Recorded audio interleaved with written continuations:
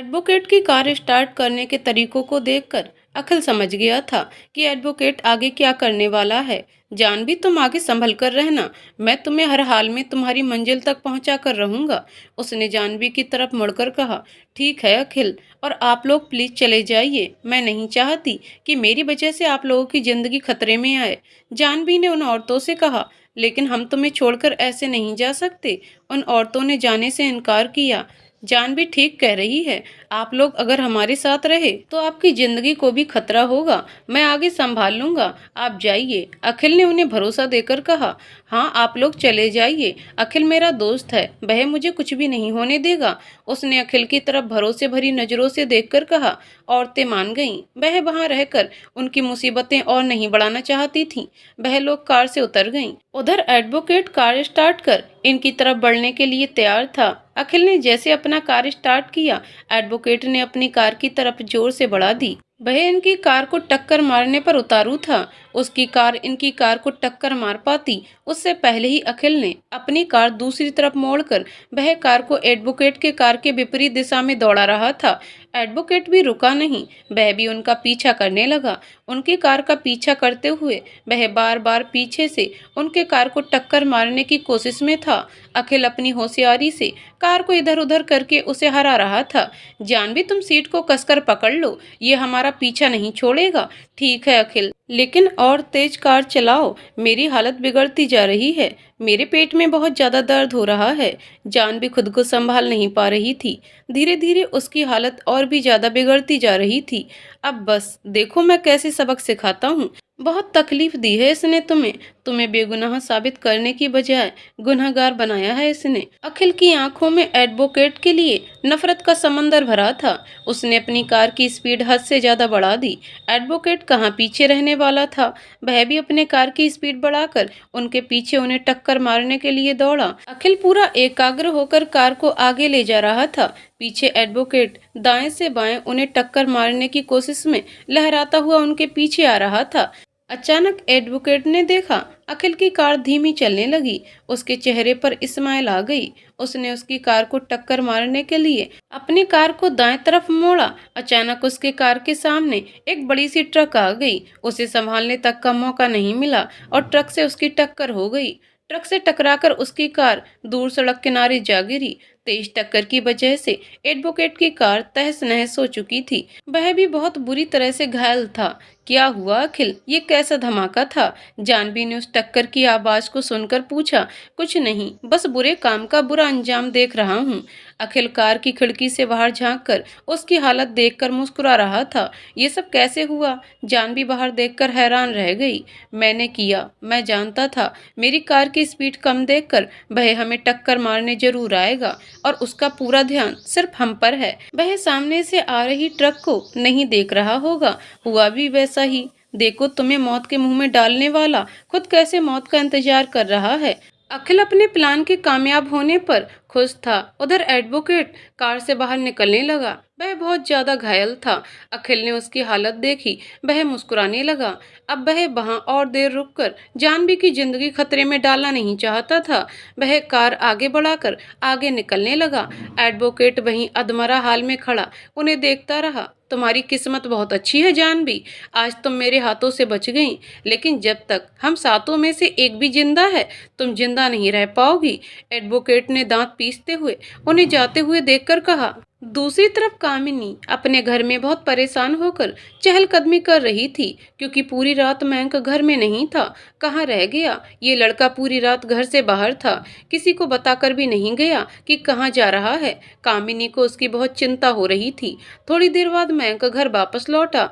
कहाँ था तू पूरी रात? किसी को बताकर क्यों नहीं गया? मयंक के घर पहुंचते ही कामिनी उस पर सवालों की बौछार करने लगी। मैं जानवी को ढूंढने गया था। मयंक बहुत परेशान होकर हॉल के सोफे में बैठा। तू उसे क्यों ढूंढने गया था? क्योंकि मम्मी, मैं आज भी उससे प्यार करता हूँ। ये बात आप भी बहुत अच्छे से जानती हैं। अरे हाँ, अच्छे से जानती हूँ, लेकिन शायद तू भूल गया है। तूने जानवी से कहा था ना कि तू शादी करेगा, जिसे उसे आकर रोकना होगा। शायद वह उसी की तैयारी करने गई होगी। कामिनी एक बार फिर मयंक को अपनी बातों में उलझाने लगी। अगर मम्मी उसे शादी रोकना ही है तो वह मुझे सच्चाई क्यों नहीं बताती? कहाँ चली गई वह? मैं उसके घर भी गया था पर उसके पापा वहाँ नहीं थे। मैं बहुत ज्यादा परेशान था, उसके घर गया था। लेकिन क्यों? क्योंकि कल मैंने उस पर गुस्सा किया था, क्योंकि वह मुझे सच्चाई नहीं बता रही थी। मयंक ने उन दोनों के बीच की बातें उन्हें नहीं बताई, उन्हें बुरा लगेगा सोचकर। चल ये सब छोड़, जा जल्दी से तैयार हो जा। तेरी शादी का वक्त होते ही वह देखना कैसे आ जाएगी। सच मम्मी, वह आएगी। मयंक अपनी माँ पर आंख मूंद कर भरोसा करता था, जिसका फायदा वह उठा रही थी। अरे हाँ, वह जरूर आएगी, तू जा तैयार होकर आ। ठीक है मम्मी, मैं अभी आया। मयंक अपनी माँ की चाल से अभी अनजान था। मैं जानती हूँ तुझे ऐसे मनाना आसान नहीं है। मैं जानती हूँ जब तुझे पता चलेगा कि जानवी अब मर चुकी है तो तू बहुत दुखी होगा, लेकिन अगर वह जिंदा रहती तो मेरे लिए हमेशा मुसीबत बनकर रहती। बस तू उसके इंतजार में शादी कर ले, बाकी आगे का मैं बाद में सोचूंगी। कामिनी उसे जाते हुए देखकर मन में सोच रही थी, मैं जानता हूँ जानवी, तुम भले ही मुझे ना बताओ, लेकिन आज भी तुम मुझसे उतना ही प्यार करती हो। आज मैं तैयार हो रहा हूँ सिर्फ तुम्हारे लिए। मुझे पूरा भरोसा है तुम आओगी, ये शादी नहीं होगी। मयंक जानवी की तस्वीर देखकर उससे कह रहा था। वह जल्दी से तैयार होकर हॉल में आया, जहाँ शादी की पूरी तैयारी हो चुकी थी। उसे बारात लेकर कहीं और नहीं जाना था, क्योंकि शादी की पूरी तैयारी कामिनी ने घर पर ही करवा दिया था। कामिनी उसकी शादी जल्द से जल्द करवा देना चाहती थी। कामिनी हॉल में खड़ी नेहा के माता पिता से बातें कर रही थी। नेहा भी दुल्हन की तरह सजकर वहीं हॉल में खड़ी मयंक का इंतजार कर रही थी। वो मयंक को बहुत गौर से देख रही थी। इस वक्त मयंक गोल्डन शेरवानी में बहुत स्मार्ट दिख रहा था। उसके होठों में एक अजब सी खुशी थी। मयंक की भी नजर उस पर पड़ी। नेहा, तुम बहुत खूबसूरत हो, दुल्हन बनकर अच्छी दिख रही हो, लेकिन मेरी जिंदगी में सिर्फ एक ही ऐसी है जिसके आगे दुनिया की हर खूबसूरती फीकी पड़ जाए, और वही हमेशा मेरी दुल्हन बनेगी, और वह जरूर आएगी। मयंक मन में सोचते हुए सीढ़ियों से नीचे उतर रहा था। उसे नीचे आते देखते ही कामिनी बहुत हड़बड़ाकर सारा काम करवाने लगी। उन्होंने जल्दबाजी दिखाते हुए पंडित जी को मंत्र पढ़ने के लिए कहा। मम्मी प्लीज रुक जाओ ना, जानवी आती ही होगी। मयंक की नजरें गेट पर टिकी थीं। वह जिंदा होगी तब ना आएगी। मुझे आगे के लिए कुछ तो सोचना ही होगा, वरना ये शादी नहीं करने वाला। वह मन में सोचकर परेशान हुई। चिंता क्यों करता है, वह आ जाएगी ना। उसके आते तक हम रस्मों को धीरे धीरे शुरू करते हैं, जिसे देखकर वह जल्दी से सब कुछ बता देगी तुझे। उन्होंने झूठ बोला। मयंक उसकी बातें मानकर मंडप में आकर बैठ गया। कामिनी छोटी छोटी रस्मों को करवाती हुई धीरे धीरे शादी की रस्मों को पूरा करवाने लगी। बेटा, बरमाला का वक्त हो गया है, चल नेहा को बरमाला पहना। उन्होंने मयंक को बरमाला देते हुए कहा। प्लीज मम्मी, थोड़ी देर और इंतजार कर लीजिए ना, वह आती ही होगी। मयंक ने धीरे से कहा। बेटा, तुम रस्में शुरू तो करो, वह आएगी। मयंक का दिल अपनी माँ की बातें मानने के लिए बिल्कुल तैयार नहीं था, लेकिन उसे जानवी पर पूरा यकीन था कि वह जरूर आएगी। उसने उनके हाथों से बरमाला उठाया। नेहा उससे 2 कदम दूर खड़ी थी। उसके लिए 2 कदम पार करना ही बहुत मुश्किल था। वह दिल पर पत्थर रखकर आगे बढ़ा। जैसे ही उसने नेहा को बरमाला पहनाने के लिए अपने हाथ आगे बढ़ाए कि अचानक घर के बाहर कुछ टूटने की जोरदार आवाज आई। सभी वहां खड़े मेहमान दरवाजे की तरफ गौर से देखने लगे। रुक जाओ मयंक, अखिल की चिल्लाती हुई आवाज सुनाई दी। मयंक अभी अपनी जगह पर खड़ा उसी तरफ देख रहा था। अखिल जानवी को अपनी बाहों में लिए दरवाजे पर दाखिल हुआ। मयंक की नजर उस पर पड़ी तो उसके पैरों तले से जमीन सरक गई। जानवी जोर से चिल्ला उठा। उसने वह बरमाला अग्निकुंड में फेंककर तुरंत उसकी तरफ दौड़ लगा दी। मयंक बहुत बेचैन होकर जानवी के पास पहुंचा। वह जानवी की हालत देखकर दुखी हुआ। अखिल, ये सब कैसे हुआ? जानवी की ऐसी हालत कैसे हुई? मयंक ने अखिल से सवाल करते हुए जानवी को अपनी बाहों में ले लिया। जानवी कुछ देर के लिए बेहोश हो गई थी। जानवी, क्या हुआ है तुम्हें? तुम ठीक तो हो? तुम्हारे कपड़ों में ये खून क्यों? तुम्हें इतनी सारी चोट कैसे लगी? मयंक बहुत बेचैन होकर जानवी को अपनी बाहों में उठाए सवाल कर रहा था। आप लोगों को दिखाई नहीं देता क्या? हट जाइए सामने से। उसने बहुत गुस्से में हॉल के सोफे में बैठे मेहमानों को डांटा और जानवी को उसी सोफे पर लिटा दिया। जानवी इस वक्त जहर के नशे में चूर थी। उसे मयंक की सारी बातें सुनाई दे रही थी, लेकिन वह कुछ बोल नहीं पा रही थी। ये नहीं बताती। तुम बताओ अखिल, क्या हुआ, कैसे हुई जानवी की हालत? मयंक ने बहुत गुस्से में अखिल का कॉलर पकड़कर पूछा। अरे मुझसे क्या पूछ रहे हो? अपनी माँ से पूछो। ये सारा किया कराया इन्हीं लोगों का तो है। जानते हो जानवी को जहर दिया गया है। जब इन लोगों का इससे मन ना भर तो उसे कार से कुचलकर मारने की कोशिश भी की गई है। अखिल ने दोगुनी आवाज में मयंक के ऊपर चिल्लाकर कहा। क्या? ऐसा नहीं हो सकता। मयंक फटी हुई नजरों से उसे देख रहा था। मयंक, मेरी बात सुनो, जानवी ने धीमी सी आवाज में कहा। मयंक बेचैन होकर उसकी तरफ मुड़ा। वह उसके पास घुटने के सहारे बैठ गया। हाँ बोलो जानवी, मैं हूँ तुम्हारे पास, उसने जानवी का हाथ पकड़कर कहा। बेवकूफ कहीं के, जब ऐसी हालत है जानवी की तो तुम उसे यहाँ क्यों लेकर आए? हॉस्पिटल लेकर जाना चाहिए था ना, वहां बुला लेता। उसने एक बार फिर अखिल को डांटा और जानवी को मुड़कर देखने लगा। मयंक, मेरी बातों को ध्यान से सुनो। मेरे पास वक्त नहीं है और शायद इसके बाद मैं कभी तुमसे बात नहीं कर पाऊंगी। इतना कहते हुए जानवी की आंखें भर आईं। नहीं, तुम्हें कुछ नहीं होगा। तुम इस तरह मेरा साथ छोड़कर नहीं जा सकती। बोलो, तुम क्या कह रही थी? मयंक, मुझे तुम्हें दो सच्चाई बतानी है। पहला, मैंने कल रात को तुम्हें जो भी बताया वह सब सच था। अगर मुझ पर भरोसा नहीं तो अपने पापा से पूछ लो, उसने दिवाकर की तरफ देखकर कहा। वह वहीं खड़े चुपचाप सारा तमाशा देख रहे थे।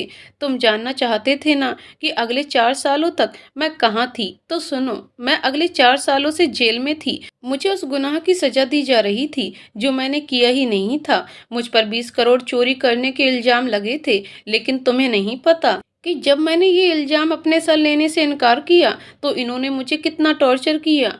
तुम जिस पुलिस स्टेशन में मुझे ढूंढने जाया करते थे, पुलिस उसी पुलिस सेल के एक कार में रात भर मुझे टॉर्चर किया करते थे। मुझे झूठ बोलने पर मजबूर करते थे, क्योंकि इन सब में पुलिस वकील गजेंद्र और तुम्हारी माँ ये सब मिले हुए हैं। जानवी ने रुकती हुई सांस से मयंक को सारी सच्चाई बता दी। उसने वह सभी मयंक को बताया जो इस गुजरी रात में उसके साथ हुआ था। मयंक को अब भी अपने कानों पर भरोसा नहीं हो रहा था, लेकिन उसका दिल दिमाग के खिलाफ था। उसके दिल को पूरा यकीन था कि जानवी का कहा गया हर शब्द सच है। जानवी, ये सब बातें हम बाद में करेंगे, पहले तुम हॉस्पिटल चलो। मयंक ने जानवी को अपनी बाहों में उठाया। नहीं मयंक, शायद मैं बच नहीं पाऊंगी। सॉरी मयंक, मेरी ईमानदारी ने मेरा और तुम्हारा सारा सपना बिखेर कर रख दिया। उसकी आंखें आंसू से भरी थीं। किसी का सपना नहीं टूटेगा, न तुम्हें कुछ होगा। तुम मेरा साथ ऐसे आधे रास्ते पर छोड़कर नहीं जा सकती। मैंने तुम्हें खोने के लिए इतने सालों तक तुम्हारा इंतजार नहीं किया था। मयंक ने रोते हुए अपनी बाहों में उसे समेट लिया। वह दोनों एक दूसरे से लिपट कर रो रहे थे। मयंक, मुझे तुम्हें दूसरी सच्चाई भी बतानी है। जानवी उससे थोड़ी अलग हुई। तुम्हें जो बताना है बाद में बताना। वह उसे लेकर आगे बढ़ने लगा। नहीं, मुझे मेरी सासों पर भरोसा नहीं। पहले सुनो मेरी बात। दूसरी सच्चाई ये है कि मैं कल भी तुम्हारी थी, आज भी तुम्हारी हूँ। तुम ये जो मंगलसूत्र मेरे गले में देख रहे हो और मांग में सिंदूर है, ये किसी और का नहीं, सिर्फ तुम्हारा है। तुम कैसे भूल सकते हो? इस मंगलसूत्र को तुमने अपने हाथों से मुझे दिया था। उसने अपना मंगलसूत्र उठाकर उसे दिखाया। उस मंगलसूत्र को देखकर कुछ तस्वीरें मयंक की आंखों के सामने आईं, जिसमें मयंक जानवी को शादी के जोड़े के साथ सिंदूर और मंगलसूत्र दे रहा था। हाँ, इसे तो मैंने ही बनवाया था सिर्फ तुम्हारे लिए। उसने बहुत प्यार से उसकी तरफ देखा। सॉरी मयंक, मैं मजबूर थी। 1 साल पहले मैं जेल से बाहर आई थी, तब पापा की तबीयत बहुत खराब थी। मैं तुम्हारे घर भी आई थी, लेकिन मम्मी जी ने उसी वक्त मुझे इस घर से धक्के मारकर निकाल दिया। इन्होंने मेरी एक बात नहीं सुनी। मैं तुमसे मिलना चाहती थी, तब इन्होंने मुझे बताया कि तुम शहर से बाहर गए हुए हो। मैं तब से तुम्हारे आने का इंतजार कर रही थी। इसी बीच मुझे पैसों की बहुत जरूरत आन पड़ी थी, क्योंकि पापा की हालत बिगड़ती जा रही थी। इसीलिए मैंने एक ऑफिस में जॉब करना शुरू किया, लेकिन क्या करती, मेरी किस्मत ने वहां भी मेरा साथ नहीं दिया। वहां काम करने वाले एम्प्लॉयज की गंदी नजर मुझ पर आने लगी, जिससे बचने के लिए मैंने तुम्हारे दिए गए मंगलसूत्र और सिंदूर का सहारा लिया। तब जाकर मेरी मुश्किलें कुछ आसान हुई। उसके कुछ दिनों बाद तुम सामने आए और ये सब हो गया। जानवी रोते हुए उससे लिपट गई। इतनी छोटी सी बात थी, तुमने उसी रात मुझे क्यों नहीं बताया? मयंक ने भी उसे कसकर गले लगा लिया। कैसे बताती? इन्होंने मुझे धमकी जो दी थी, अब तुम्हारी बातें खत्म हुई, बाकी राज बाद में बता देना, पहले हॉस्पिटल चलो। मयंक उसे लेकर वहां से जाने लगा। रुको मयंक, जानवी ये सब झूठ बोल रही है, मेरा इन सब से कोई लेना देना नहीं है। कामिनी उसके सामने आई। मयंक उन्हें बहुत गुस्से भरी नजरों से देख रहा था। मम्मी हट जाइए मेरे रास्ते से, आपने क्या किया कैसे किया ये मैं नहीं जानता, लेकिन इतना जानता हूँ कि जानवी इस वक्त झूठ नहीं बोल रही। सारी गलती मेरी है, जो मैंने आप पर आंख बंद करके भरोसा किया। आप इतने सालों तक मुझे धोखा देती रहीं, जानवी के खिलाफ भड़काती रहीं। कैसी माँ हैं आप? कोई अपने बेटे के साथ ऐसा करता है क्या? उसने उन्हें घृणा भरी नजरों से देखा। बेटा मेरा भरोसा कर, मैंने ये सब नहीं किया। वह अब तक अपना सच मानने को तैयार नहीं थी। अब बस भी करो कामिनी, और कितना सताओगी बच्चों को? मान क्यों नहीं देती कि ये सब तुमने ही किया है? हाँ मयंक, वह सब तुम्हारी माँ का किया कराया है, जिसमें तुम्हारे मामा भी शामिल हैं। जानवी का कहा गया हर एक शब्द पत्थर की लकीर है। दिवाकर ने अपना मौन भंग किया। मयंक ये सब झूठ बोल रहे हैं, आखिर क्या सबूत है इनके पास कि मैंने ये सब किया? जानवी तुम बोलो, क्या सबूत है तुम्हारे पास मेरे खिलाफ? वह किसी तरह खुद को बचाना चाहती थी। बस करिए आंटी जी, बहुत हो गया आपका खेल, जो कि अब खत्म हो चुका है। नेहा मंडप से उतरकर हॉल के बीच में आई। सभी हैरानी भरी नजरों से उसे देख रहे थे। आपको सबूत चाहिए ना? ये रहा सबूत, जिसे जानवी मैम ने अपने हाथों से दिन रात एक करके आप लोगों के लिए जमा किया था। नेहा ने जानवी की वही फाइल सबको दिखाई। तू झूठ बोल रही है, इस फाइल में ऐसा कुछ नहीं है। कामिनी अभी हार मानना नहीं चाहती थी। उन्होंने नेहा से वह फाइल छीनना चाहा। इसी छीना झपटी में फाइल उनके हाथों से छूटकर गिर गई। उसमें लगी सारी तस्वीरें बिखर गईं, जिसमें कामिनी पैसे हाथ में लिए मुस्कुरा रही थी। उन तस्वीरों में लोग थे जो एक पैसे के बैग के पास खड़े खूब खिलखिला रहे थे। वहां खड़े सारे लोग फटी हुई नजरों से वह सारी तस्वीरें देख रहे थे। मयंक को अब पूरा यकीन हो गया था कि वह जिसे ममता की मूरत समझकर पूजा करता था, वही उसकी दुनिया जलाने पर आमादा थी। कौन है तू, और ये सब कैसे तुझे पता? कामिनी बहुत गुस्से में नेहा का गला पकड़कर उसे सवाल करने लगी। आपको क्या लगता है जिंदगियों के साथ खेलना सिर्फ आपको आता है? सॉरी आंटी जी, थोड़ा खेल तो हम भी खेल लेते हैं। मैं जानवी मैम की असिस्टेंट दिव्या, मैं जानती थी कि जानवी मैम कभी गलत नहीं कर सकती, लेकिन उस वक्त मेरे पास कोई सबूत नहीं था, इसलिए मैं आप लोगों के सामने ऐसे आई। उसने कामिनी से खुद का गला छुड़ाकर उन्हें धक्का दे दिया। Good job Divya, you are genius. Akhil उसके पास आया। थैंक यू, तुम दोनों ने अपनी दोस्ती निभाई। सच में तुम्हारी दोस्ती मेरे लिए वरदान है। जानवी उन दोनों की तरफ मुस्कुराकर देख रही थी और अचानक उसके मुंह से खून निकलने लगा। उसके पेट में बहुत ज्यादा दर्द बढ़ गया था। सभी बेचैन हो गए। मयंक उसे लेकर बाहर कार की तरफ भागा। मयंक जानवी को लेकर घर से बाहर निकला। दरवाजे के पास एक कार खड़ी थी। उसने जल्दी से उस कार का दरवाजा खोला, जानवी को अंदर लिटाया और ड्राइविंग सीट पर बैठकर ड्राइविंग करने लगा। उसने जानवी का सीट बेल्ट लगाया और फुल स्पीड पर कार चलाने लगा। जानवी की हालत बहुत ज्यादा बिगड़ने लगी थी। उसका कपड़ा पूरी तरह खून से सन चुका था। सॉरी मयंक, तुम इतने सालों तक मेरे बिना जी रहे थे, आगे भी मेरे बिना जीना होगा। जानवी ने उससे रोते हुए कहा।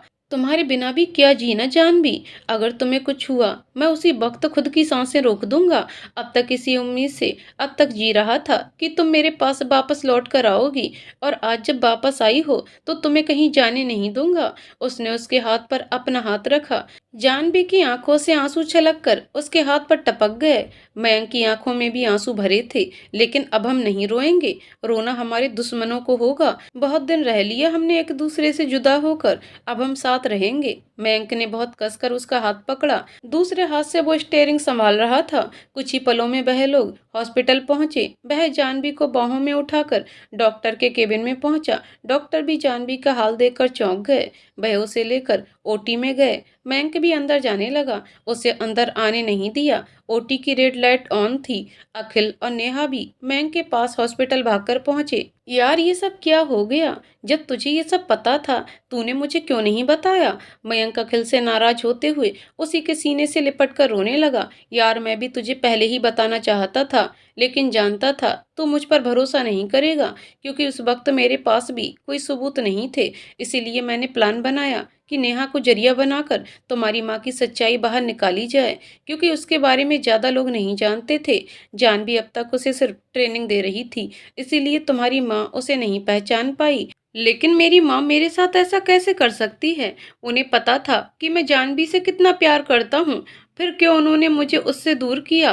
तू जानता है ना मैं इतने सालों से कैसे उसके लिए तड़प रहा था। मयंक उसके सीने से लिपट कर फूट फूट कर रो रो कर कह रहा था, तू शांत हो जा मयंक, अब सब ठीक हो जाएगा, हमारी जानवी को कुछ नहीं होने देंगे। उस बेचारी ने तेरे लिए बहुत तकलीफ सही है, तू सोच भी नहीं सकता कि उन लोगों ने उस बेचारी को कितना टॉर्चर किया है। तूने कभी जानवी के नाखून गौर से देखे हैं? उन बेरहमों ने तो उसका नाखून तक उखाड़ लिया। अखिल की इस बात पर मयंक बहुत हैरानी से उसका चेहरा देखने लगा। हाँ, मैं सच कह रहा हूँ, उन लोगों ने जानवी को झूठ कबूल करने पर बहुत मजबूर किया। ऐसे ही न जाने कितने जुल्म किए उस पर, लेकिन वह जिंदा रही सिर्फ तुम्हें पाने के लिए। अखिल ने उसके कंधे पर अपना हाथ रखते हुए कहा। उसी वक्त मयंक के पापा वहां पहुंचे। मयंक कामिनी को वहां देखकर बहुत गुस्से में आ गया। उनके साथ गजेंद्र भी आया था। उन्हें देखकर तो मयंक का खून हद से ज्यादा खौल उठा। उन्हें देखकर मयंक वहीं आसपास बेचैन होकर कुछ देखने लगा। तभी उसे एक कोने में ऑक्सीजन सिलेंडर रखा हुआ दिखा। वह उसके पास गया। मयंक ने वह सिलेंडर उठाया और उसी से गजेंद्र की पिटाई करने लगा। मयंक ने सिर्फ 2 बार किए थे। ऑक्सीजन सिलेंडर से उनके ऊपर, उतने में ही वह ढेर हो गए। उनकी हड्डियों ने जवाब दे दिया। वह लहूलुहान हो गए। उनके साथ आए कुछ ऑफिसर्स उन्हें बचाने के लिए आगे आए, तो मयंक ने उनमें से एक को भी नहीं बख्शा जो सामने आ रहा था। मयंक उसे पीटता जा रहा था। अरे रुक जा, ये क्या कर रहा है तू? पागल हो गया है क्या? कामिनी उसके सामने आई। अब तो मुझे होश आया है, पहले मैं पागल था। मयंक ने अपने हाथ के पकड़े सिलेंडर को बहुत दूर फेंका और गुस्से में अपनी माँ की तरफ बढ़ने लगा। उसने उसका गला पकड़कर दीवार की तरफ उन्हें धकेल दिया। मयंक क्या कर रहा है? ये तू क्या कर रहा है? तेरी माँ हूं मैं, तू मेरी जान लेगा क्या?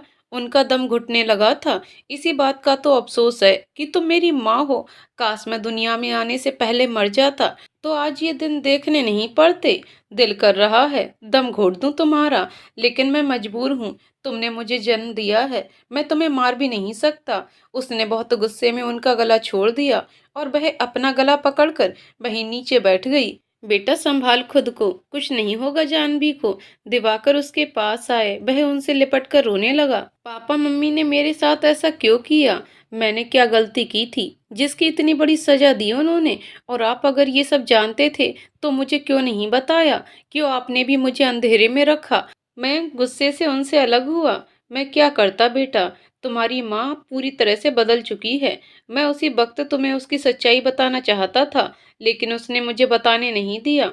उसने मुझे धमकी दी थी कि अगर मैंने मुंह खोला तो वह शालिनी को नुकसान पहुंचाएगी, और तुम तो जानते हो वह पहले से ही शालिनी को पसंद नहीं करती, क्योंकि वह तुम्हारी बुआ की बेटी है ना। बस करिए, आप मेरे बेटे को कितना भड़काएंगे मेरे खिलाफ? कामिनी उनके पास आई। प्लीज आप अपना मुंह बंद रखिए, वरना मैं आगे क्या कर बैठूंगा मैं नहीं जानता। मयंक ने उन्हें अपनी लाल आंखें दिखाकर कहा। उनकी बोलती बंद हो गई। ओटी की लाइट बंद हुई। मयंक जल्दी यहाँ, डॉक्टर आ रहे हैं, अखिल ने आवाज लगाई। मयंक भागकर ओटी के सामने पहुंचा। डॉक्टर उसी वक्त बाहर आए। मेरी जानवी कैसी है डॉक्टर? उसने डॉक्टर का हाथ पकड़कर पूछा। हमने अभी उनके बॉडी से जहर तो निकाल दिया है, लेकिन ये अभी होश में नहीं आई हैं। गॉड से प्रे करिए कि उन्हें जल्द से जल्द होश आ जाए, वरना उनके लिए खतरा हो सकता है। डॉक्टर इतना कहकर आगे बढ़ गए। नहीं, ऐसा नहीं हो सकता। मैं एक बार उसे खोकर मौत की जिंदगी जी चुका हूँ। अब वह मुझसे दूर गई तो मैं जी नहीं पाऊंगा। मयंक वहीं घुटने के सहारे गिरकर रोने लगा। अरे तू ऐसे कैसे हार मान सकता है? जानवी ने तो तेरे लिए कभी हार नहीं मानी। तू जा, उसे उठा, वह तेरी जरूर सुनेगी। तेरी आवाज सुनकर वह जरूर जाग जाएगी। उसे तेरे सबसे खूबसूरत लम्हों की यादें याद दिला, देखना वह कैसे आंखें खोलेगी। अखिल ने उसे हार मानने नहीं दिया। वह उम्मीद के साथ उठा। उसी वक्त वार्ड बॉय ने जानवी को उसके रूम में शिफ्ट किया। मयंक उस कमरे में पहुंचा। जानवी बेहोश थी। उसके सिर, हाथ, पैर सभी में चोट लगी हुई थी। वह बोझिल कदम लेकर उसकी ओर बढ़ने लगा। ओ साथी रे, तेरे बिना भी क्या जीना। मैंक जानवी के ऊपर झुककर बहुत प्यार से गा रहा था। जानवी के लिए उसकी फिक्र की झलकते आंसू जानवी के गाल पर टपक रहे थे। गानों के बोल के जरिए उसके दिल के अरमान जानवी के दिल तक पहुंच रहे थे। जानवी इस वक्त एक ऐसी दुनिया में थी जहां नीला आसमान, नीला समंदर, जिसके बीच में दोनों एक दूसरे की बाहों में, एक दूसरे की आंखों में खोए हुए थे। जानवी चांदनी और मैंक उसका चंद्रमा बना हुआ था। दोनों एक दूसरे की सुबह की रोशनी में डूबे हुए थे। मैंक, तुम मेरा साथ कभी मत छोड़ना, जानवी ने प्यार से उसकी आंखों में देखकर कहा। तुम्हारा साथ छोड़कर क्या मैं जी पाऊंगा? तुम जानू हो, मेरी जान हो तुम। मैंक ने प्यार से उसे अपनी बाहों में लेते हुए कहा। वह नजरें झुकाए खड़ी थी। तभी अचानक जानवी का ध्यान समुद्र की लहरों पर गया। अब तक जो समुद्र अपनी लहरों से प्यार का मधुर धुन प्रकट कर रहा था, वही विशाल रूप लेने लगा। उसकी बड़ी बड़ी लहरें उठ रही थीं। जानवी उसे देखकर बहुत घबरा गई। वह दोनों समझ नहीं पा रहे थे कि छोटी छोटी लहरें अचानक से बाढ़ का रूप कैसे लेने लगी। पल भर में कुछ ऐसा हुआ जिसकी उन्हें उम्मीद न थी। समुद्र की एक बड़ी सी लहर दोनों को दूर कर गई। पानी का बहाव इतना तेज था कि दोनों पानी में बहते हुए एक दूसरे से विपरीत जा रहे थे। वह दोनों पानी में बहते हुए भी एक दूसरे का हाथ थामने के लिए बेचैन थे। जानवी, तुम मुझसे दूर क्यों जा रही हो? थाम लो मेरा हाथ। मैंक तैरकर उसकी तरफ जाने लगा। उसी वक्त समुद्र से एक और बड़ी सी लहर उठने लगी। नहीं मैंक, यहाँ भी हम बिछड़ नहीं सकते। जानवी तेज आवाज देते हुए उसकी तरफ बढ़ने लगी। समुद्र की बह लहर भी उसकी तरफ ही बढ़ती जा रही थी। मैंक, मैं मरकर भी तुम्हारा साथ नहीं छोड़ सकती। जानवी जोर से चिल्लाते हुए उससे लिपट गई। मैंक बहुत हैरान हुआ। जानवी बहुत डरी हुई थी, उससे लिपटी हुई थी। मैंक उसका ये तरीका देखकर चौंका हुआ था। मैंक, बार बार हमें बिछड़ना क्यों पड़ता है? मैं जब भी तुम्हारे पास आती हूँ, इसी तरह कोई तूफान तुम्हें मुझसे दूर ले जाता है। वह उससे लिपटकर बड़बड़ा रही थी। इस बार हमें कोई अलग नहीं कर पाएगा। मैं तुम्हारे पास हूँ। मैंक ने भी उसे अपनी बाहों में समेटा। ये कौन सी जगह है? जानवी ने आंखें खोलकर देखा तो वह हॉस्पिटल में थी। तुम मेरे पास हो। थैंक गॉड, तुम लौट आई मेरे पास। अगर तुम्हें कुछ हो जाता तो मैं भी अपनी जान दे देता। मैंक ने खुद से उसे दूर करते हुए कहा। ऐसा कभी नहीं होगा। अगर मुझे कुछ हो भी जाता, मैं साया बनकर फिर भी तुम्हारे साथ रहती। जानवी ने उसके होठों पर अपनी उंगली रखकर कहा। ना तुम्हें कुछ होगा, ना तुम मुझसे दूर जाओगी। बहुत सहली हमने जुदाई, अब और नहीं। मैंक ने उसका चेहरा अपने हाथों में लेते हुए कहा। लेकिन मैंक, ये दुनिया हमें चैन से एक साथ जीने नहीं देगी। जानवी की आंखों में आंसू भरे थे। इस बार ये दुनिया, न इस दुनिया के लोग हमें अलग कर पाएंगे। मैं हूं ना तुम्हारे साथ।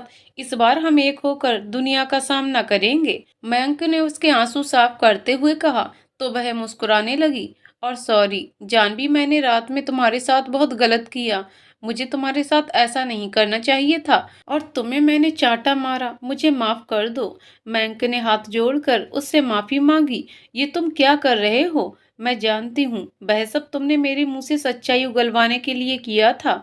और वह थप्पड़ मुझे मेरे मयंक ने नहीं, एक बेटे ने मारा था जो अपनी माँ पर अटूट विश्वास करता है। मुझे किसी से शिकायत नहीं, लेकिन मुझे पूरी दुनिया से शिकायत है, जिन्होंने मुझसे मेरी जिंदगी को दूर रखा। और सबसे बड़ी शिकायत खुद से, कि मैंने तुमसे वादा किया था तुम्हें हमेशा खुश रखूंगा, तुम्हें कभी कोई तकलीफ नहीं होने दूंगा, लेकिन मैं तुम्हारी कोई मदद नहीं कर पाया। मयंक ने बहुत निराश होकर अपनी नजरें झुका ली। नहीं नहीं मयंक, ऐसा मत कहना। मैं अब तक जिंदा हूँ तो सिर्फ इन आंखों में अपने लिए प्यार देखने के लिए। अगर इनमें मेरे लिए प्यार की जगह अगर शर्मिंदगी ने ले ली तो मैं पल भर में मर जाऊंगी। जानवी उसकी नजरें अपनी तरफ उठाकर रोने लगी। डोंट वरी, अब प्यार तुम्हें सिर्फ मेरी नजरों में ही नहीं और कई तरीकों से मिलेगा। मयंक ने उसकी आंखों में बहुत शरारत भरी नजरों से देखकर कहा। वह मुस्कुराकर उससे लिपट गई। अब कैसी हो बेटा? दिवाकर वहां दाखिल हुए। जानवी मयंक से अलग होकर अपनी जगह पर बैठ गई। नहीं बेटा, तुम जैसी हो वैसी ही रहो। मयंक पर तुम्हारा पूरा हक है, क्योंकि तुमने अब तक उसी के लिए तो ये सब सहा है। उन्होंने उसके सर पर हाथ रखते हुए कहा। वह नजरें झुकाकर मुस्कुरा रही थी। और बेटा, मुझे माफ कर दो। मैं भी इतने सालों तक ये सब चुपचाप सहता रहा। तुम्हारी कोई मदद नहीं कर पाया। उन्होंने शर्मिंदा होकर जानवी के आगे हाथ जोड़े। नहीं नहीं पापा, आप ऐसा क्यों कर रहे हैं? जो हुआ उसमें आपकी कोई गलती नहीं है। उसने उनके हाथ पकड़ लिए। इनकी कैसे गलती नहीं है? मयंक उन्हें गुस्से में देख रहा था। हाँ, गलती है मेरी कि मैंने तुम दोनों को कुछ सच्चाइयां नहीं बताई। उनकी इस बात पर मयंक और जानवी दोनों हैरान होकर उनका चेहरा देख रहे थे। मयंक, सॉरी बेटा, अब तक जिसे तुम अपनी माँ समझ रहे हो, दरअसल वह तुम्हारी दूसरी माँ है। तुम्हारे जन्म के कुछ दिनों के बाद ही अचानक तुम्हारी माँ की मौत हो गई। तुम बहुत छोटे थे, मैं तुम्हें संभाल नहीं पा रहा था, इसीलिए अपने बड़ों के कहने पर मैंने दूसरी शादी की कामिनी से। उसने तुम्हें हमेशा अपने बेटे की तरह पाला। बस उसकी एक कमी रह गई, वह कभी हटा नहीं पाई। वह अपने लालच के आगे अंधी हो गई थी। मयंक उनकी बातें सुनकर बहुत हैरान था। उसे अब भी अपने कानों पर यकीन नहीं था कि जिन्हें वह अपनी माँ का दर्जा देकर उन पर अटूट भरोसा करता था, वह सच में उसकी जन्म देने वाली माँ नहीं। उन्होंने तो सिर्फ उसे पाला है और जब जरूरत पड़ा तो उसका इस्तेमाल किया है। ये सब आपने मुझे पहले क्यों नहीं बताया? मयंक ने गुस्से से उनका हाथ पकड़कर पूछा। मैं तुम्हारा दिल तोड़ना नहीं चाहता था, एक बेटे को उसकी माँ से अलग करना नहीं चाहता था। सच में नहीं है वह मेरी माँ, वरना वह मुझसे मेरी जिंदगी दूर करने की नहीं सोचती। कोई रिश्ता नहीं है मेरा उनसे। अब थी सबको सजा मिलने की बारी। कानून ने कामिनी के साथ मिले हुए उसके सभी साथियों को उनकी गलती के अनुसार सजा सुनाई। साथ में उन पर जुर्माना भी लगाया गया और जानवी के ऊपर लगे सारे इल्जाम साफ हो गए। कोर्ट ने उसे बेगुनाह घोषित कर दिया। गजेंद्र और कामिनी के साथ उनके बाकी साथी जेल में सजा काटने लगे और मयंक हर पल जानवी के साथ रहकर उसका ख्याल रख रहा था। अब हॉस्पिटल में रहते हुए जानवी को पूरा 1 महीना हो चुका था। उसकी सारी चोटें अब ठीक हो चुकी थी। बस दाएं हाथ का फ्रैक्चर अभी थोड़ा नॉर्मल नहीं हो पाया था। आज उसे हॉस्पिटल से डिस्चार्ज किया गया था। मयंक, तुम बताते क्यों नहीं? तुम मुझे कहाँ लेकर जा रहे हो? मयंक उसे अपनी कार में बिठाकर कहीं लेकर जा रहा था। सब पता चल जाएगा, थोड़ी देर सब्र तो रखो। इतने सालों तक सब्र रखा है, अब सब्र नाम की चीज नहीं मुझ में। जानवी उसकी बगल वाली सीट पर बैठकर बहुत बेचैन थी। वह जानना चाहती थी कि मयंक उसे कहाँ लेकर जा रहा है। मयंक ने कुछ दूर जाकर कार रोकी। जानवी कार से बाहर अपना सर निकालकर बाहर देखने लगी। सामने एक बड़ा सा मंदिर था। मयंक उसका उतावलापन देखकर बहुत खुश था। वह ड्राइविंग सीट से उतरकर उसके पास आया, उसके साइड का दरवाजा खोला। प्लीज बता दो ना, तुम मुझे मंदिर क्यों लेकर आए हो? जानू तुम्हें हमेशा के लिए अपनी जानू बनाने के लिए। मयंक ने प्यार से उसे अपनी बाहों में उठाया। लेकिन मयंक, मैं तो हमेशा से ही तुम्हारी जानू हूँ। ऐसे नहीं, मैं तुम्हें पूरी तरह अपनी जानू बनाना चाहता हूँ, क्योंकि अब तक तुम्हारे प्यार को उसकी मंजिल नहीं मिली है। मयंक ने बहुत प्यार से उसे अपने करीब कर लिया। जानवी कुछ कुछ समझ गई थी कि वह क्या कहना चाहता है। तुम्हारे बाकी सवालों के जवाब मैं तुम्हें ऊपर मंदिर में दूंगा। मयंक उसे लेकर मंदिर की सीढ़ी छूता हुआ मंदिर के ऊपर पहुंचा, जहां बहुत खूबसूरत सजावट की गई थी। गणेश जी के मंदिर को दुल्हन की तरह सजा दिया गया था। ये मंदिर तो बहुत खूबसूरत लग रहा है, जैसे कोई दुल्हन हो या किसी की शादी हो रही है क्या? वह खुद से ही अंदाजा लगाने लगी। जी हाँ भाभी जी, बिल्कुल सही समझा आपने। शालिनी की चहकती हुई आवाज आई। जानवी ने गर्दन घुमाकर देखा तो शालिनी अपने पति के साथ मुस्कुराती हुई खड़ी थी। दिवाकर भी उसके साथ थे। भगवान की प्रतिमा के सामने ही शादी के लिए अग्निकुंड बनवाया था। अब तो तुम समझ गई होगी कि यहाँ क्या होने वाला है। मयंक ने जानवी की आंखों में झांककर पूछा। उसने अपनी नजरें झुका ली। चलिए भाभी जी, मैं आपको दुल्हन बनाकर लाती हूँ। शालिनी जानवी को अपने साथ लेकर चली गई। वह उसे मंदिर के पीछे श्रद्धालुओं के लिए बनाए गए विश्राम गृह में लेकर गई। मयंक बहुत बेचैन होकर उसका इंतजार कर रहा था। वह भी तैयार हो चुका था। गोल्डन शेरवानी पिंक कलर के धागों से कारीगरी की गई, साथ में कंधे पर एक गमछा, बहुत खूबसूरत सा, सर पर सहरा मन मोह लेने वाला। लीजिए भाई, आ गई आपकी दुल्हन। शालिनी जानवी को लेकर आई। मयंक ने मुड़कर देखा तो सब कुछ भूल गया। जानवी दुल्हन के जोड़े में बहुत खूबसूरत लग रही थी। उसने पिंक कलर का लहंगा, साथ में पिंक कलर की बहुत खूबसूरत ओढ़नी ओढ़ रखी थी। मयंक के दिए हुए कुछ गहने भी पहने थे उसने, जिसमें वह बहुत खूबसूरत लग रही थी। भाई, अब देखकर ही दिल भर लोगे या शादी भी करोगे? शालिनी ने उसे छेड़कर कहा। जानवी का दिल तो इस वक्त फूले नहीं समा रहा था।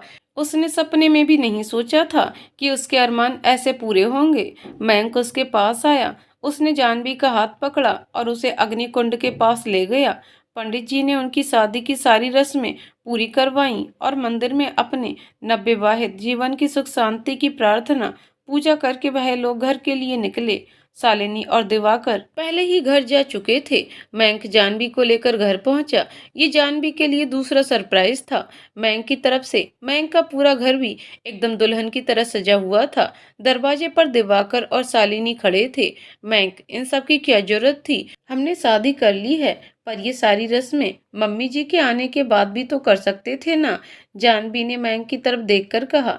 मयंक को एक पल के लिए उसके ऊपर गुस्सा आया। उसने एक नजर उसे देखा। जानवी चुप हो गई।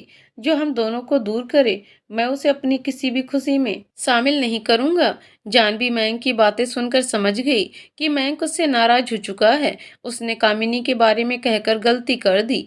अरे, अब आप लोग यहीं खड़े रहेंगे या अंदर भी आएंगे? आपका बेडरूम दरवाजे पर ही बनवाना पड़ेगा। शालिनी ने फिर एक बार मयंक को छेड़ा।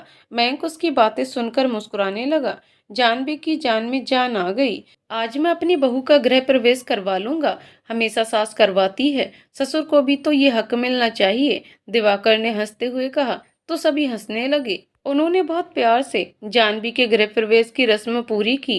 पापा इस वक्त यहाँ होते तो बहुत खुश होते ये सब देखकर। जानवी ने खुश होकर कहा। तो बेटा बुला लो उन्हें। कहाँ है वह? दिवाकर ने उससे पूछा। नहीं, मैं उन्हें अभी नहीं बुलाऊंगी। जब तक मेरे सारे दुश्मनों को उनके किए की सजा नहीं मिल जाती, मैं उन्हें नहीं बुलाऊंगी। जानवी उदास होकर वहां से चली गई। उसे पता था कि मयंक का कमरा कहाँ है। उसे उदास देखकर मयंक को बुरा लगा। वह भी उसके पीछे जाने लगा। अरे अरे जनाब, जाते कहाँ हो आप?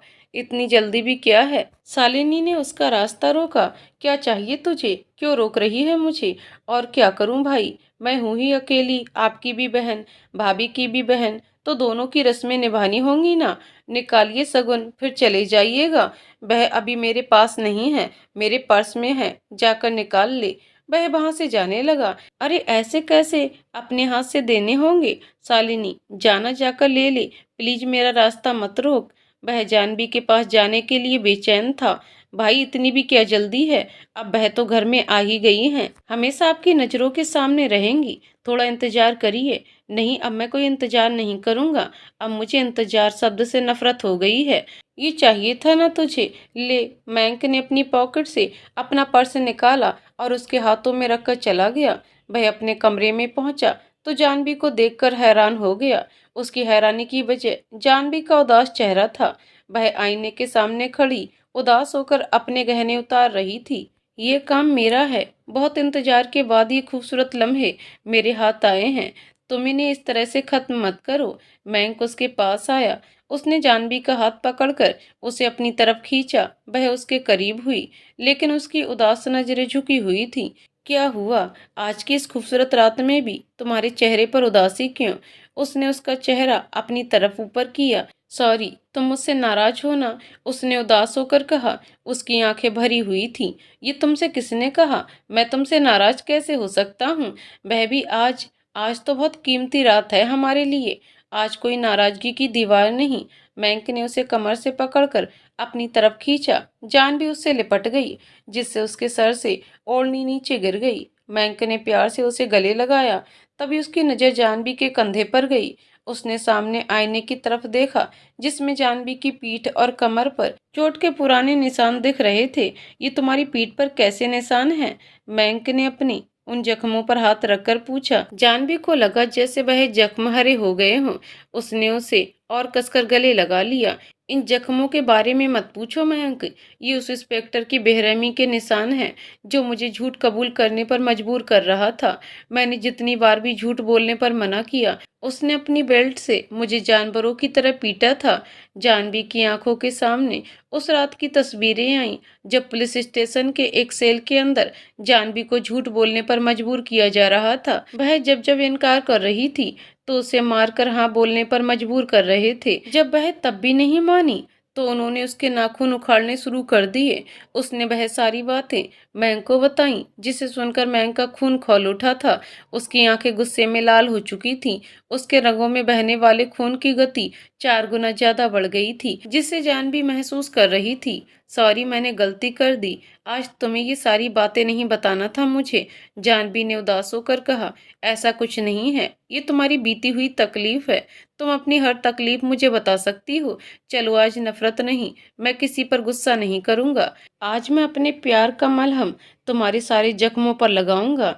उसने प्यार से उसे अपनी बाहों में उठाया। जानवी उसकी बाहों में यूं सिमट गई जैसे वह बरसों से इन्हीं लम्हों का इंतजार कर रही थी। उसने उसे बेड पे लिटाया और उसके ऊपर झुका, उसके अपने होठ उसके होठों पर रखकर उसे अपने प्यार के मखमली एहसास से मजबूर कर दिया। पुरानी बातों को भूलने पर जानवी खुद को किसी सुकून के समुंदर में डूबी हुई महसूस कर रही थी। मैंग के मखमली प्यार भरे एहसास के आगे उसे पता ही नहीं चला कि मैंग कब तक उससे प्यार करता रहा। सुबह उसकी आंखें खुली, वह अंगड़ाई लेते हुए उठी। उसने बेड पर इधर उधर देखा, मैंग नहीं था। वह गुजरी रात को याद करके मुस्कुराने लगी। बेड से उठी, अलमारी से कपड़े निकालकर फ्रेश होने चली गई। थोड़ी देर के बाद जब फ्रेश होकर लौटी, आईने के सामने खड़ी अपनी साड़ी का फॉल ठीक कर रही थी, तभी अचानक उसे अपनी कमर पर मैंग के हाथ का मखमली एहसास महसूस हुआ। उसने पीछे मुड़कर देखा तो मैंग पीछे खड़ा था। उसने पीछे से उसे हक किया।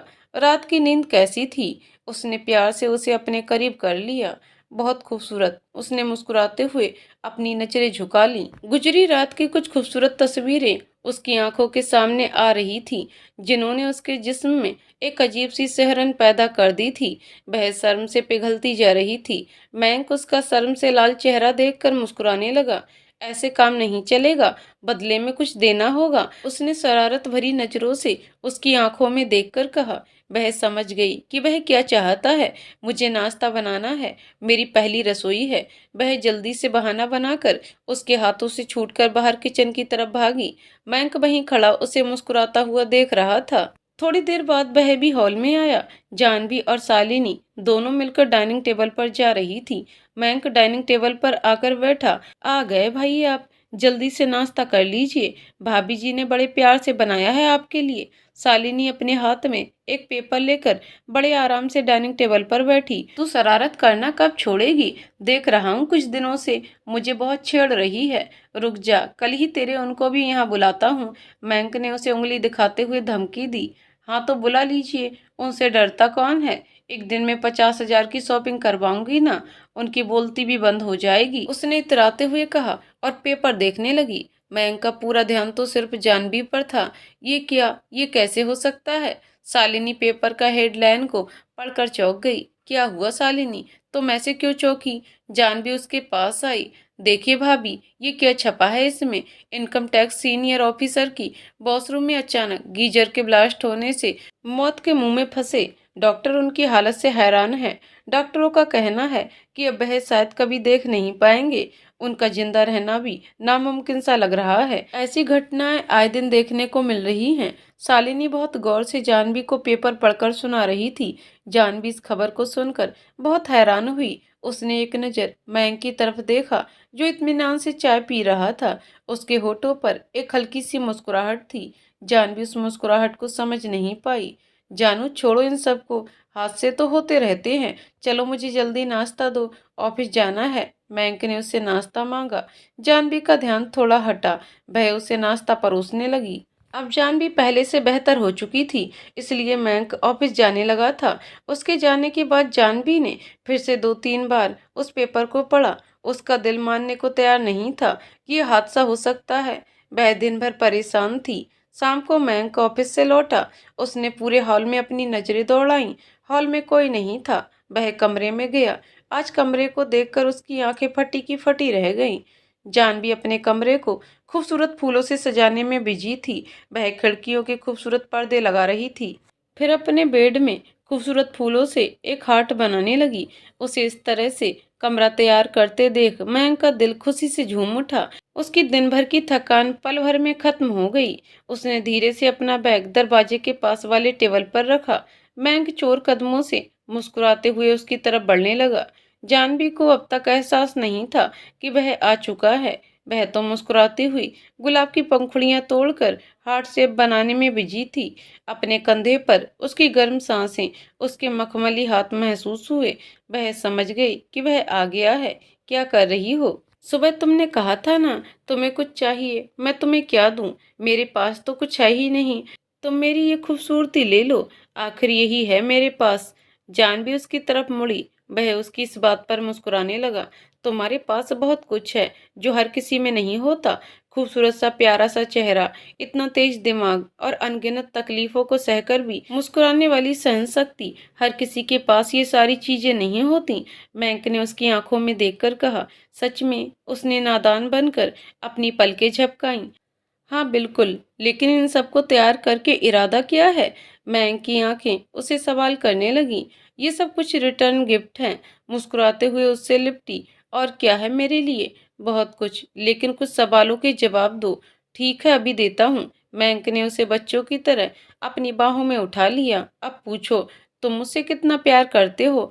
मेरे लिए क्या कर सकते हो? कुछ भी, वह सब कर सकता हूँ जिससे तुम्हें खुशी मिलती हो। क्या मेरे लिए किसी को थप्पड़ मार सकते हो?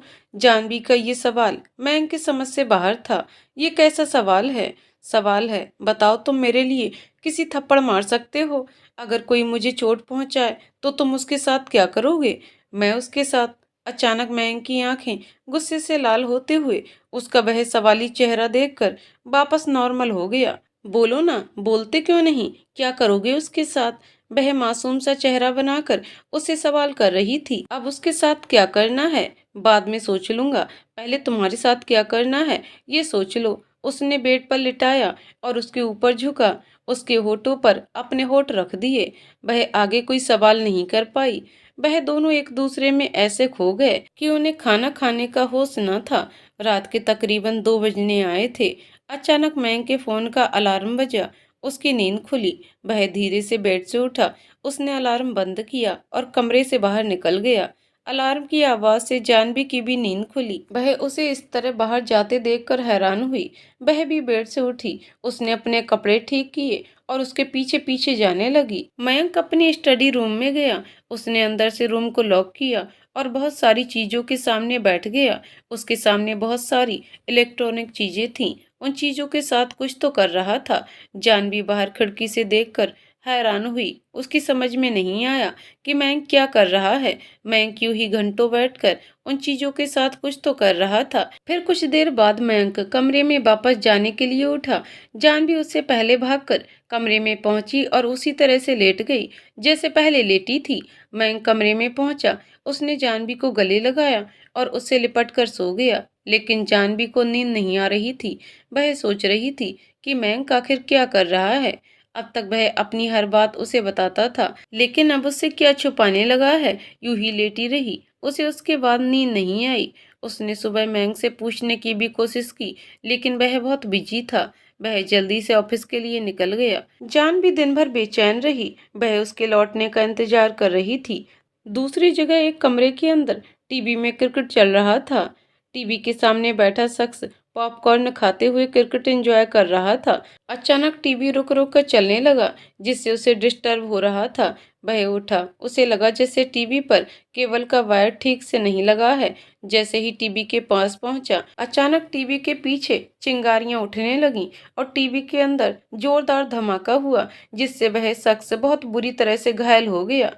टीवी में लगे शीशे उसके जिस्म पर आकर चुभे। चेहरे पर जगह जगह शीशे के टुकड़े चुभे हुए थे। यहाँ तक कि शरीर में भी कई जगह शीशे के टुकड़े बहुत अंदर तक जा चुभे थे। उसकी बहुत बुरी हालत हो चुकी थी। वह मदद के लिए चिल्लाने लगा, लेकिन वह जिस कमरे में था वह उसके अलावा और कोई नहीं था।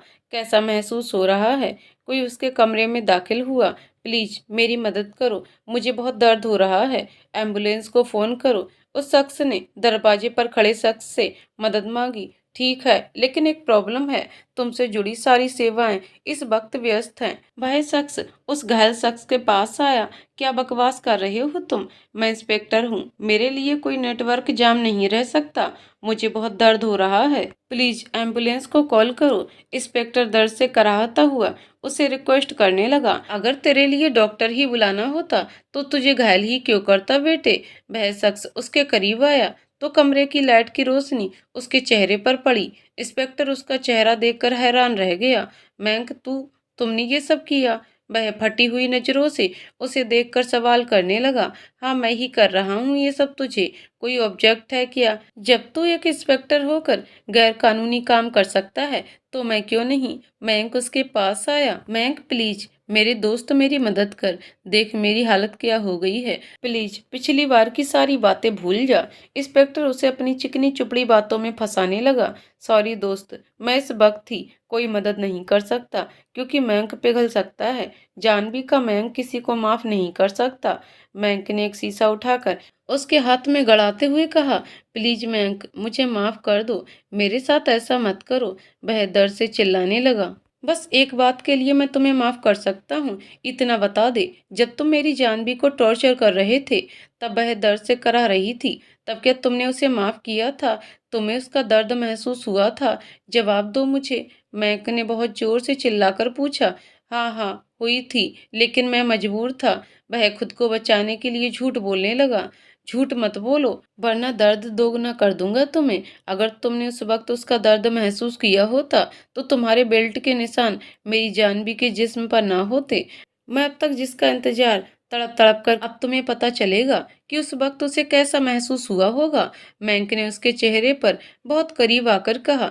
इस वक्त उसकी आंखों में नफरत का लावा खौल रहा था।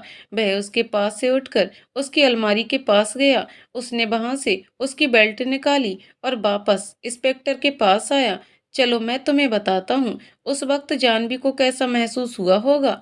मैंक उस बेल्ट को अपने हाथ में लपेटने लगा। मैंक, प्लीज मुझे माफ कर दो, मुझसे गलती हो गई, प्लीज मुझे जाने दो। इंस्पेक्टर उसका पैर पकड़कर रिक्वेस्ट करने लगा। मुझे तुम्हारी बकवास नहीं सुननी, बस इतना बताना वह दर्द महसूस हुआ या नहीं। मैंक उस पर बेल्ट बरसाने लगा। नहीं, छोड़ दो मुझे। नहीं। मैंक जितनी बार उसे बेल्ट से मार रहा था उसके जुबान से बस यही चीज निकल रही थी। दर्द कैसा है? तुमने ऐसे ही मारा था ना? मेरी जानवी को नहीं, थोड़ा तेज होगा। उस वक्त न जाने क्या मैंग के दिमाग में चल रहा था। उसके तेवर पूरी तरह से बदले हुए थे। वह बहुत बेरहमी पर उतर आया था। आज इतना वक्त क्यों लग गया? मैंग आपको आने में रोज तो 10 बजे आ जाते थे, आज 1:30 बजने वाला है, अब तक नहीं आए। जानवी घर में परेशान होकर मैंग का इंतजार कर रही थी। एक बार फोन करती हूँ, पता चल जाएगा कहाँ है वह। वह उसे कॉल लगाने लगी। इधर मैं खुद को भूलकर उसकी चीखें अनसुनाकर उसे मारता ही जा रहा था। इंस्पेक्टर उसके कदमों में पड़ा, इधर उधर उससे बचने के लिए छटपटा रहा था। टीवी के शीशे के टुकड़े उसके जिस्म में छपे हुए थे जो बेल्ट से लगकर और अंदर धंसते जा रहे थे। तभी अचानक उसका फोन बजा। मैं को होश आया। प्लीज माफ कर दो मुझे, छोड़ दो मुझे। इंस्पेक्टर फिर एक बार फिर रिक्वेस्ट करने लगा। तुम अपनी बकवास बंद करो, जानू का कॉल है, मैंक ने उससे कहा और कॉल रिसीव किया। तुम कहाँ हो? कब लौटोगे? मुझे बहुत जोरों की भूख लगी है, जल्दी आओ ना। कॉल रिसीव होते ही जानवी ने एक सांस में कहा, हाँ आ रहा हूँ, रास्ते में ही कहीं फंस गया हूँ, किसी की बहुत पुरानी भूख मिटा रहा हूँ, प्लीज मेरी मदद करो। वह इंस्पेक्टर बीच में चिल्लाने की कोशिश करने लगा। मैंक ने उस इंस्पेक्टर के गले पर अपना पैर रखते हुए कहा, भूख तो मुझे लगी है, तुम्हें पता है ना, मैं रोज तुम्हारे हाथों से खाना खाती हूँ। आज थोड़ा सिर में दर्द भी है, जल्दी आ जाओ। ठीक है जानू, आ रहा हूँ, बस थोड़ी देर और। बस किसी की सांसों के बीच ट्रैफिक जाम लगा हुआ है। ये तुम कैसी बातें कर रहे हो मैंक? मेरी कुछ समझ में नहीं आ रहा। तुम कहाँ हो वह बताओ। जानवी की बातें सुनकर मैंक जोर जोर से हंसने लगा। इंस्पेक्टर उसे हैरान होकर देख रहा था। सुन रहे हो? मेरी प्यारी जान पूछ रही है मैं कहाँ हूँ? बता दूँ कि इस वक्त मैं तुम्हारी सांसें रोके खड़ा हूँ।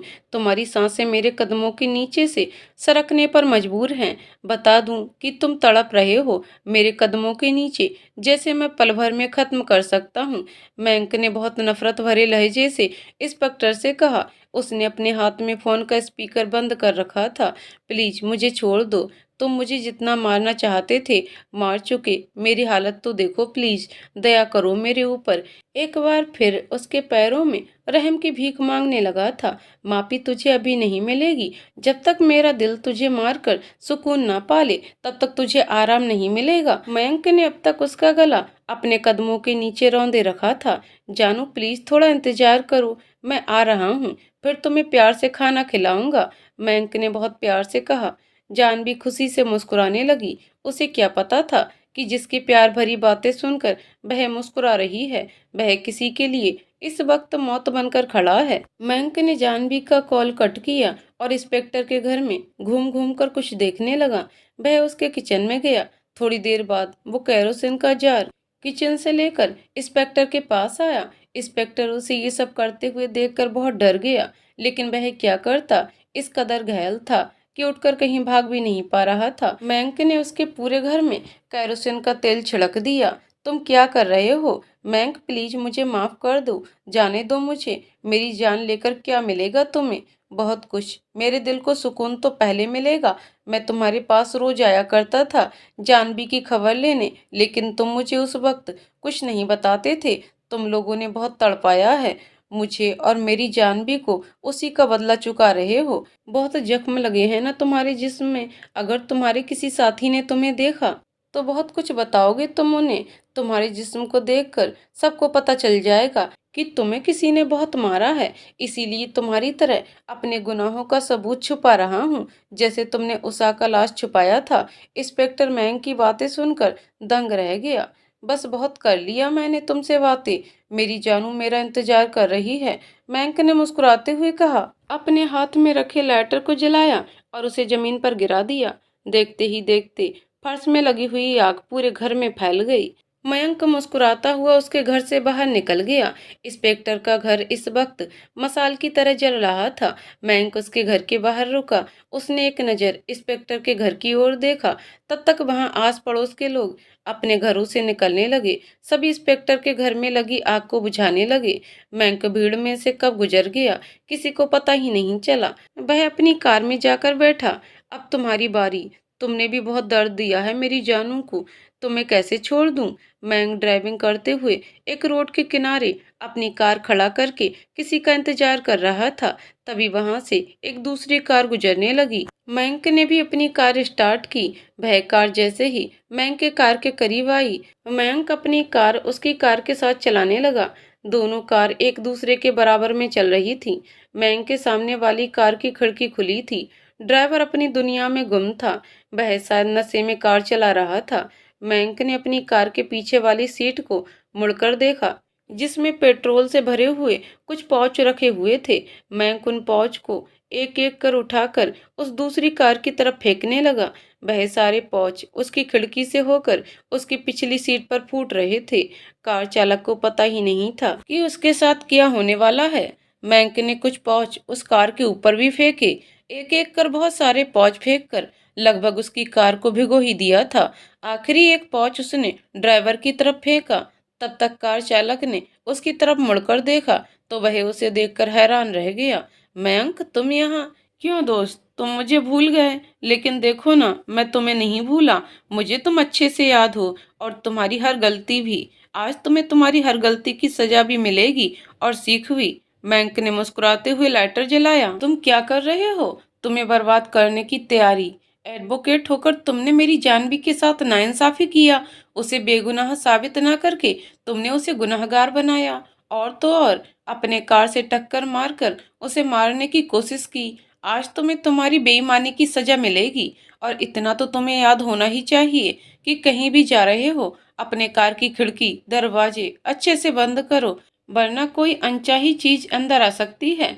मयंक ने मुस्कुराते हुए कहा और लाइटर जलाकर उसकी कार की तरफ फेंक दिया। जब तक एडवोकेट को पेट्रोल की महक मिली तब तक बहुत देर हो चुकी थी। मैंग के फेंके हुए पेट्रोल और लाइटर ने अपनी दोस्ती दिखाई। एडवोकेट के कार में आग लग गई। उसकी कार जलती हुई सड़क पर से गुजर रही थी। मैंग अपना कार रोककर एक किनारे खड़ा हो गया।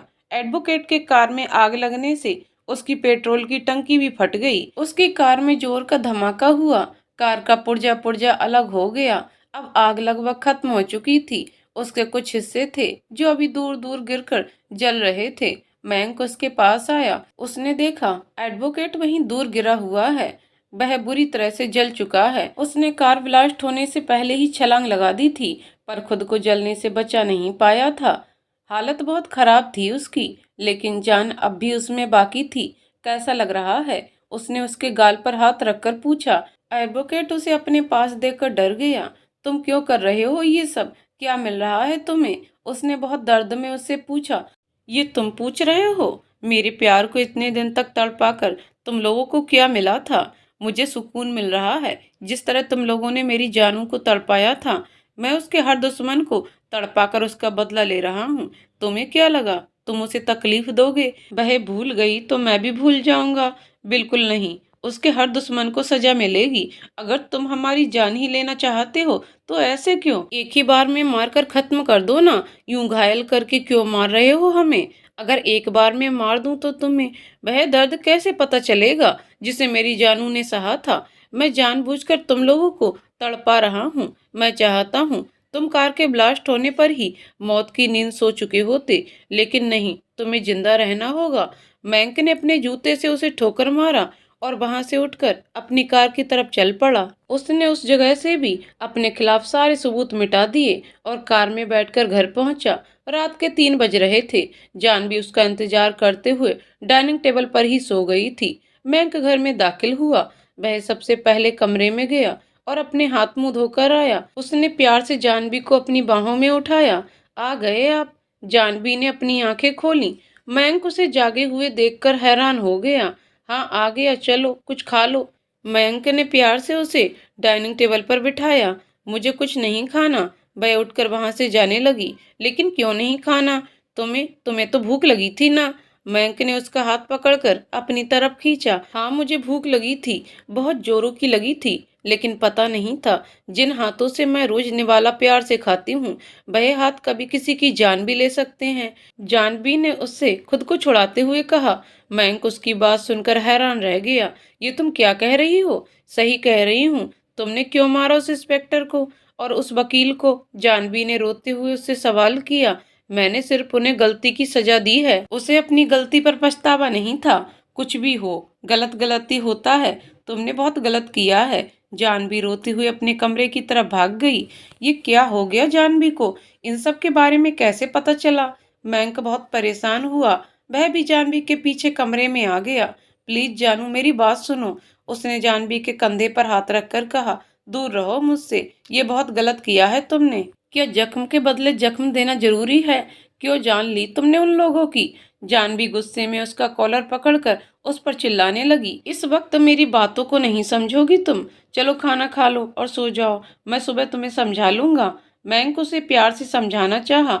मुझे कोई बात नहीं सुननी तुम्हारी। तुमने बहुत बड़ी गलती की है। अच्छा, तुम्हें लगता है मैंने गलती की है? मेरी जानू को तकलीफ देने वालों से बदला लेकर तो तुम भी मुझे सजा दिलवा सकती हो। ये पकड़ो फोन, कॉल करो पुलिस को और बता दो कि तुम्हारे दुश्मनों के साथ जो भी हो रहा है मैंने किया है। मयंक ने अपना फोन जानवी के हाथ में देते हुए कहा। जानवी उसे फटी हुई नजरों से देखने लगी। सच में ये सब तुमने किया है? उन सब की हालत के तुम जिम्मेदार हो? लेकिन क्यों? क्योंकि तुम सिर्फ मेरी हो। तुम्हारे साथ कुछ भी करने का हक सिर्फ मेरा है। मैं चाहूँ तो तुमसे दिन रात प्यार करूं और चाहूँ तो तुमसे नाराज रहूं, लेकिन अगर कोई और तुम्हारे ऊपर जुल्म करे तो मैं बर्दाश्त नहीं कर सकता। मैंने बस उन्हें उनकी गलतियों की सजा दी है, लेकिन उनकी जान लेना क्या जरूरी था? वह रो रो कर उस पर गुस्सा कर रही थी। मेरी प्यारी जानू, तुम्हारा दिल है या क्या है? तुम्हें उन लोगों के लिए बुरा लग रहा है जिन्होंने एक वक्त में तुम्हारे साथ बुरा किया था? मुझे बुरा लग रहा है क्योंकि मैंने उस दर्द को सहा है। जानती हूँ कितनी तकलीफ होती है, और जो दर्द मुझे हुआ है वह मैं किसी और को होते हुए कैसे देख लूं? जानवी ने रोते हुए उसका कॉलर पकड़ा। तुम कभी नहीं सुधर सकती। किस मशीन में बनाया गया है तुम्हें? जितनी खूबसूरत हो उतनी ही मासूम भी। मेरे लिए कभी दुनिया से लड़ती हो तो कभी दुनिया के लिए मुझसे लड़ती हो। यकीन करो मेरा, मैंने किसी की जान नहीं ली है, बस उसे मौत से बदतर जिंदगी दी है। मयंक के आखिरी कहे गए शब्दों में नफरत झलकी थी। तुम सब बातों को छोड़ो ना, वह सब जिंदा हैं, कोई नहीं मरा, बस उन्हें दर्द मिला है, दर्द भरी जिंदगी मिली है। तुम उसकी चिंता मत करो। लेकिन ये बात सही है, जब मैं तुमसे दूर था तो मेरे लिए तड़पती थी, लेकिन अब करीब हूँ तो मेरी कोई कदर नहीं है। मयंक उससे रूठ कर चला गया। तुम सच कह रहे हो, वह लोग मरे नहीं हैं, जिंदा हैं। जान भी उसके सामने आई। तुम्हारे सर की कसम, सब जिंदा हैं, बस अब उन्हें पता चलेगा कि दर्द क्या होता है। लेकिन बुद्धू, उन सबको पता है ये सब तुमने किया है। अगर किसी ने पुलिस को बता दिया तो वह लोग तुम्हें मुझसे दूर ले जाएंगे। जानवी बहुत दुखी होकर वहीं नीचे फर्श पर बैठकर रोने लगी। कमाल है, तुम्हें समझाना कितना मुश्किल है। अभी मुझसे उन लोगों के लिए झगड़ रही थी, अब मेरी फिक्र कर रही हो। और नहीं तो क्या करूं? मुझे लगा तुमने उन सबको मार दिया, लेकिन वह लोग जिंदा हैं। अब वह तुम्हारे लिए मुसीबत बनेंगे। वह मासूम बच्ची की तरह रो रही थी। तुम एक बात बताओ, तुम्हें कैसे पता चला कि मैं इंस्पेक्टर और वकील को मार कर आ रहा हूँ? उसने बहुत गौर से उसकी आंखों में देखकर पूछा। वह मैंने तुम्हारी थोड़ी बातें सुन ली थी और स्टडी रूम में जाकर चेक किया तो वहां पर बहुत सारी चीजें मिली। उस गीजर को तुमने खराब किया था जिससे गजेंद्र सर घायल हुए थे, और इंस्पेक्टर के घर टीबी ब्लास्ट होने का फार्मूला भी तुमने ही बनाया था। जानवी नजरें झुकाकर उसके सब की वजह बता रही थी। लेकिन अगर वह लोग जिंदा हैं तो आगे हमारे लिए मुसीबत बन सकते हैं, फिर हम क्या करेंगे? उसने बहुत मासूम सा चेहरा बनाया। उसकी चिंता तुम मत करो, मैंने जो उनकी हालत की है उसके बाद वह लोग अपना मुंह नहीं खोलेंगे।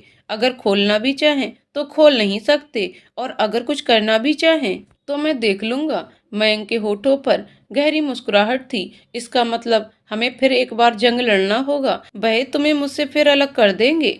जानवी फर्श पर बैठकर रोने लगी। मेरी प्यारी जानू, तुम इस तरह रोती हुई अच्छी नहीं लगती। दुनिया की फिक्र छोड़ो, चलो मैं तुम्हें बताता हूँ कल हम कहाँ कहाँ घूमने जाएंगे। मयंक ने बहुत प्यार से उसे अपनी बाहों में उठाया और बेड पर लिटा दिया। चलो बताओ कहाँ जाना है तुम्हें कल? वह प्यार से उसके ऊपर झुका। मुझे कहीं नहीं जाना, मुझे बहुत नींद आ रही है। वह दूसरी तरफ मुड़कर सोने लगी। ऐसे कैसे सोने दूं तुम्हें? अभी भी तुम्हारे कुछ जख्म भरे नहीं हैं। मयंक ने उसका चेहरा अपनी तरफ किया। जान भी समझ गई वह क्या कहना चाहता है। बस बस, बहुत हो गया तुम्हारा मलहम मलहम। मलहम बोलकर सुकून से सोने नहीं देते।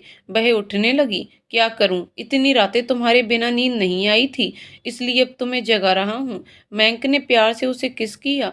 वह फिर से कुछ नहीं बोल पाई। कुछ महीने बाद, जानवी देखो तुमसे कौन मिलने आया है। मयंक ने जानवी को आवाज लगाई। वह किचन में नाश्ता बना रही थी। मयंक की आवाज से भागकर उसके पास आई। क्या हुआ मयंक, कौन आए हैं? वह अपनी साड़ी के आंचल से हाथ पोंछती हुई हॉल में आई। उसने दरवाजे की तरफ देखा, कोई नहीं था। सच में देखना चाहोगी उन्हें? हाँ मयंक, दिखाओ ना कौन है वह। जानवी देखने के लिए बेचैन थी। तो ये देखो। मयंक अपनी जगह से हटा। उसके पीछे जानवी के पापा माधव जी खड़े थे। वह देखकर हैरान हो गई। पापा आप? वह भागकर उनसे लिपटी। जब मेरी इतनी याद आ रही थी जानू, तो मुझे बुलाया क्यों नहीं? उन्होंने उससे सवाल किया। कैसे बुला लेती, मेरे दुश्मन अभी पूरी तरह से खत्म नहीं हुए थे। वह फिर आपको जरिया बनाकर मुझे तंग करते। जानवी ने रोते हुए कहा।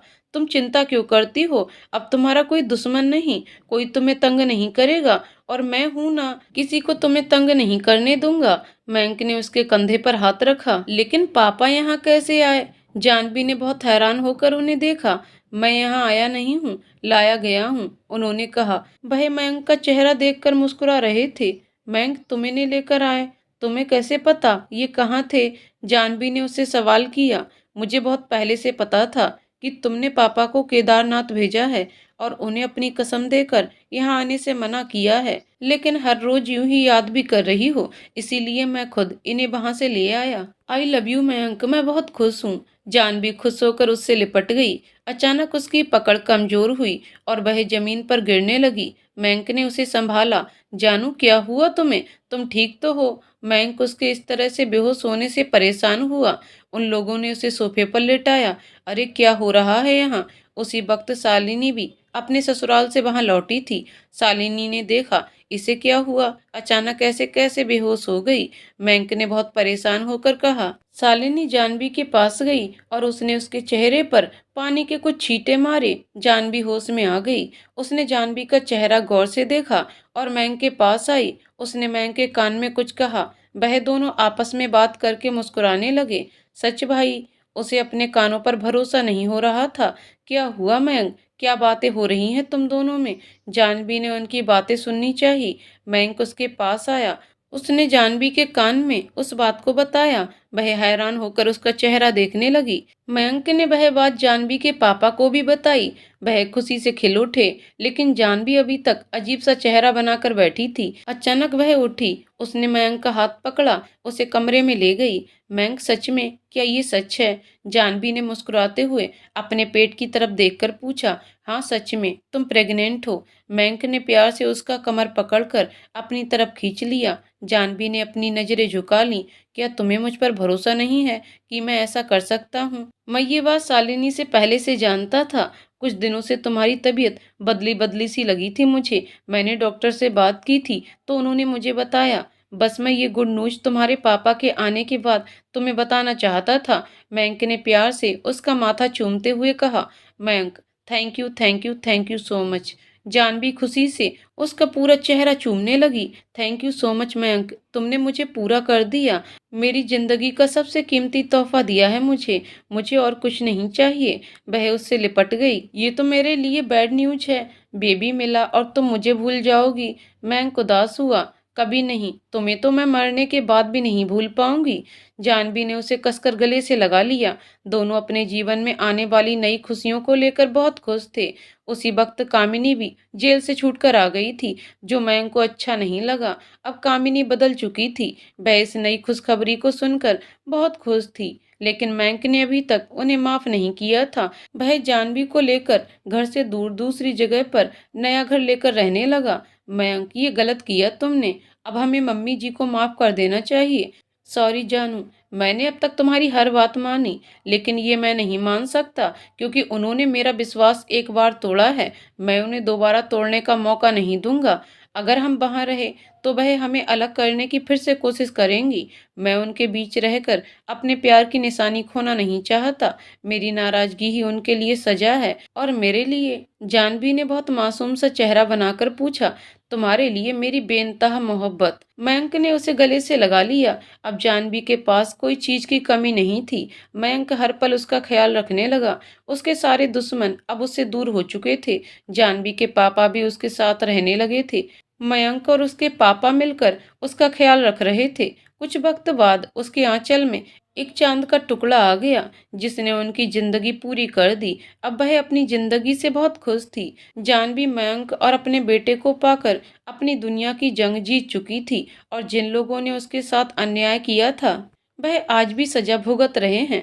मयंक ने किसी की जान नहीं ली, क्योंकि उन्हें ऐसी सजा दी जिसका दर्द वह हमेशा सहते रहे, न किसी से कुछ कह पाए, दोबारा जानवी का बुरा करने का सोच ना पाए। मयंक कवच बनकर हमेशा उसकी रक्षा करता रहा। उसे अपने प्यार भरे दिल में छुपा कर रखा था उसने। तो दोस्तों, कहानी यहीं पर समाप्त होती है। दोस्तों, आपको कहानी कैसी लगी कमेंट करके जरूर बताइएगा। कहानी पसंद आई हो तो वीडियो को लाइक शेयर करें और चैनल को सब्सक्राइब करें कहानी को पूरा सुनने के लिए।